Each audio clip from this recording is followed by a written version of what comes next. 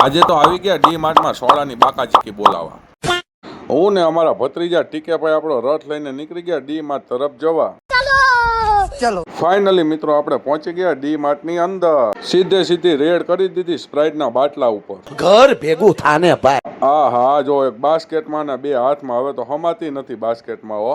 આજે તો આપણી જેમ બધા એને ચોકલેટોમાં મીઠાઈઓમાં સોડામાં જ રેડ કરી હતી, કેમ કે દિવાળીનો સમય ચાલે છે મિત્રો. અને જોઈ લો અમારા ટીકે ભાઈ બે હાથમાં બે બાસ્કેટ ઉપાડ્યા ને સોડામાં પાડી દીધી ફૂલ રેડ. અને જોઈ લો આ ભાઈ તો ફટાફટ સ્કેન કરીને કહી દીધું આપણને કરાવો આટલા રૂપિયાનો ચાંદલો. હાલો સોડા લઈને ટીકે ભાઈ બેસી ગયા પાછળ. જોઈ લો હવે જઈશી આપણે ઘર તરફ બાજુ રવાના. ધોરીપોરે આવીને મેન જીવણભાઈ પી નાખી ચા, અને અમારા બાજુમાં બેઠા હતા મોટા ભાઈ, એમનું નામ જ છે મોટા ભાઈ.